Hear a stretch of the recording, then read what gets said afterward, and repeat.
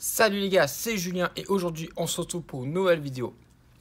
Vous êtes nombreux ces derniers temps à me demander sur Instagram et Snapchat comment on devrait organiser son entraînement, comment manger pour faire du street workout ou comment s'organiser avec un entraînement pour prendre du muscle et à côté travailler les figures. Enfin voilà, dans cette vidéo qui va être quand même assez simple, on va parler donc je vais vous expliquer tout ça. Donc déjà je vais commencer au niveau de l'alimentation. Donc l'alimentation, ça va être quand même la base de tout parce que c'est ça qui vous permet de récupérer en fonction de ce que vous mangez. Parce qu'en fait, il faut savoir que si vous mangez mal, vous récupérez mal. Vous allez mal récupérer niveau musculaire, vos tendons vont en prendre un coup. Donc en fait, si vous voulez, il faut éviter les sucres. Donc vous allez voir dans la description, j'ai mis plein de liens pour des précédentes vidéos que j'ai fait à propos de l'alimentation. Vous avez plusieurs journées dans mon assiette, il y a 2 vidéos où je montre tous mes repas. Il y a les vidéos qui parlent du jeûne intermittent, il y a une vidéo qui explique comment bien manger, je ne vais pas revenir là-dessus à chaque fois. Donc vous regardez ces vidéos, ça sera tout expliqué. La seule chose qu'il faut savoir, c'est éviter les sucres. Donc après, vous pouvez vous faire plaisir, le faire sur un week-end, voilà, faire un repas de temps en temps, mais il ne faut pas en bouffer toute la semaine.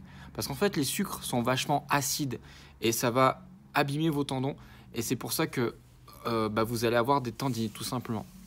Si vous voulez vraiment bien récupérer, il faut une bonne alimentation. Donc il faut un bon équilibre acido-basique. Donc pour ça, il faut beaucoup de légumes. Parce qu'en fait, tous les glucides qu'on va manger, que ce soit les pâtes, que ce soit le riz, ça vous apporte des sucres. Après, privilégiez évidemment les glucides complets. Donc par exemple, vous avez le riz complet, les pâtes complètes, l'avoine, le pain de mie complet parce qu'ils ont un indice glycémique qui va être plus bas, donc moins de sucre. Après, vous avez des fibres en plus dedans.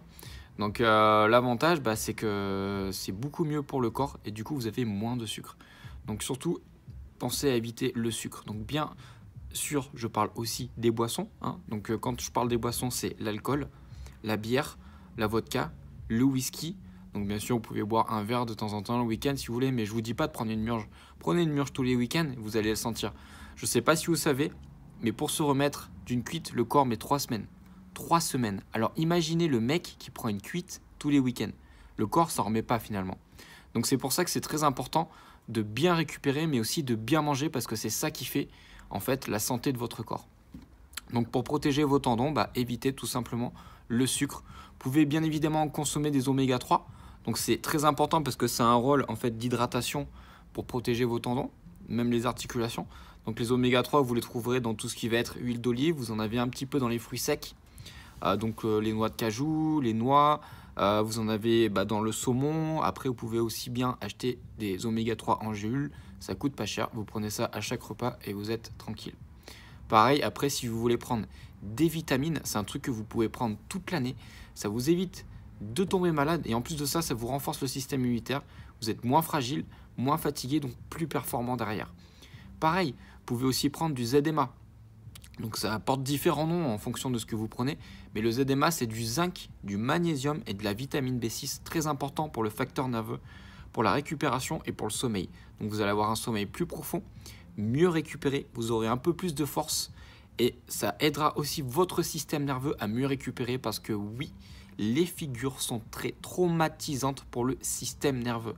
Donc moi je ne suis pas pour en faire tous les jours parce qu'il faut savoir que tenir par exemple 5 secondes, 2 planches ou faire 5 ou 10 handstand push-up, c'est comme faire un soulevé de terre à 200 kg avec 3 répétitions ou 250 si tu veux. Mais c'est super intense, donc c'est comme si vous faisiez de la force, donc il faut vachement de repos. Donc vu que je parle de ça, on va parler du repos donc entre les séances et le repos entre vos séries. Donc quand vous êtes sur un programme de figure, personnellement, il y a 2 catégories de personnes. Il y a ceux qui bossent que les figures et il y a ceux qui font les figures avant un entraînement. Donc moi, je suis plutôt sur le côté à faire en hiver. Donc je fais du set and rep. Donc je fais soit les anneaux, soit du PPL comme vous avez pu voir dans mes précédentes vidéos au niveau des trainings. L'avantage, c'est que le PPL, vous allez progresser en force, mais aussi prendre en masse musculaire. Mais avant ça, je faisais à peu près 20 à 30 minutes de figure. Donc moins intense que si je faisais uniquement une séance figure parce que ça va traumatiser le système nerveux et du coup derrière après ta séance elle est complètement niquée. Donc, je fais ça pendant l'hiver. Je fais les figures, après je fais du PPL. Et là, vu que le printemps arrive, pour être bien pour cet été au niveau des figures, maintenant je bosse uniquement les figures. Donc pour ceux qui disent que les figures ça fait pas de muscles, j'ai envie de vous dire non, c'est faux, parce que les figures ça bosse vraiment beaucoup les abdominaux, le gainage, le dos, les lombaires. Après, vous pouvez bien évidemment bosser les pecs et les triceps avec tout ce qui est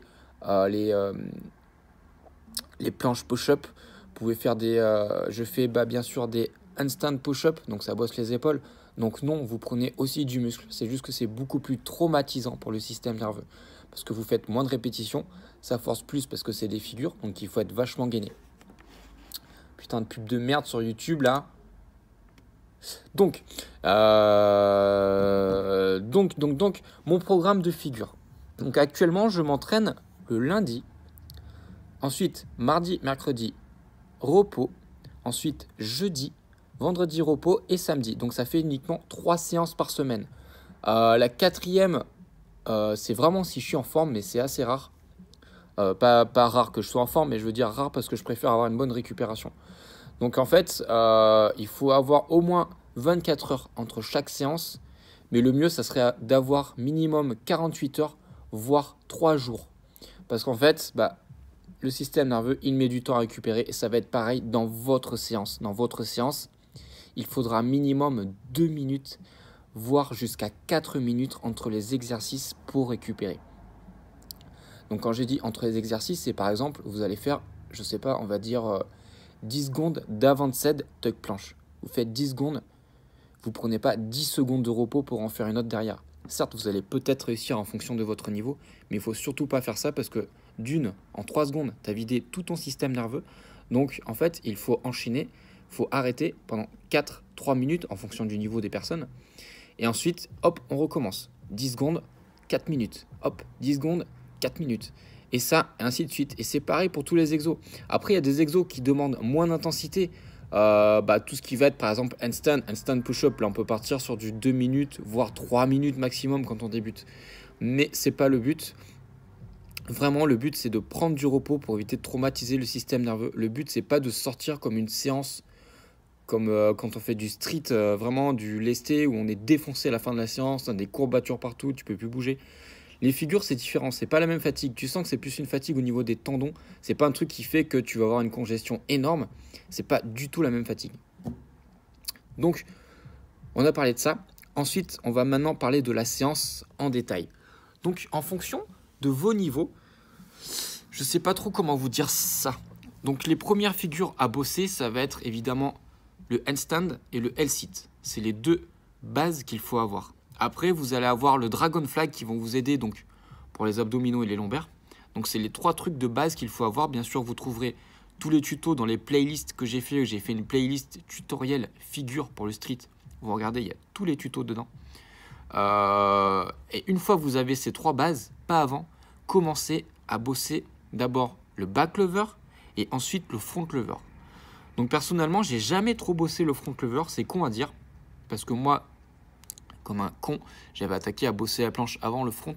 Et en fait, le fait de bosser la tuck m'a aidé à avoir le front assez facilement. Donc après, c'est pareil, ça dépend des personnes. Il y a des personnes qui ont des full planches et qui n'arrivent pas à faire un front lever. Donc ça dépend vraiment de la morphologie, du passé du sportif. Si le mec, il a fait de la gym depuis qu'il a 3 ans. Par exemple, j'ai beaucoup de potes qui ont fait de la motocross. Et ces mecs-là, franchement, ils ont un gainage d'enculé. Parce que tous les mecs qui font de la motocross, ça paraît pas. Mais quand tu es sur une motocross, que tu trembles comme ça pendant 2 heures, je peux te dire que ça travaille le gainage et en profondeur. Parce qu'en 6 mois, les mecs, ils ont tous une foule comme ça. Et toi, qui as fait du World of Warcraft pendant 5 ans, tu galères quelques années. Donc voilà les gars, donc ça dépend vraiment de vos ressentis.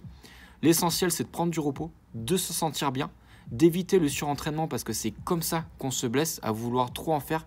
Mais moi, des fois, je le sais, je me dis putain, je me sens bien, du coup, j'en fais trop et je refais une séance le lendemain. Je me rematraque les mêmes muscles, donc les mêmes tendons qui travaillent. Et évidemment, tu te redéfonces. Mais bien sûr, c'est ce qu'il ne faut pas faire. Donc après, il faut aussi pas oublier de boire.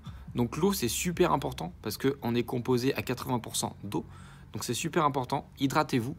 Donc de l'eau, bien sûr. Pas du coca, pas du jus de fruits à 2 balles qui est bourré de sucre, pas de l'Oasis, pas du whisky, donc de l'eau, donc que ce soit de l'eau en robinet ou de l'eau en bouteille, c'est vous qui choisissez. Après, l'eau en bouteille, on va dire qu'elle est plus qualitative si on veut éviter de bouffer du chlore et de la javel. Mais bon, après, voilà. Je pense avoir tout dit. Qu'est-ce que je pourrais vous dire d'autre? Donc au niveau de l'entraînement, après, c'est un peu plus spécifique si vous voulez vraiment rentrer dans les détails de l'entraînement, parce que ça dépend vraiment de ce que vous voulez bosser comme figure. Actuellement, moi, je bosse le handstand one arm et la planche. Comme vous avez pu le voir, je fais pas mal d'exercices avec les bandes de résistance parce que c'est vrai que ça aide pas mal. Après, c'est à chacun de bosser en fonction de ses points faibles, parce qu'on a tous des exos qu'on préfère, même si ils sont durs. Faut savoir que les exercices les plus durs, ça peut être les meilleurs, parce qu'en fait, ça vous montre quels sont vos points faibles.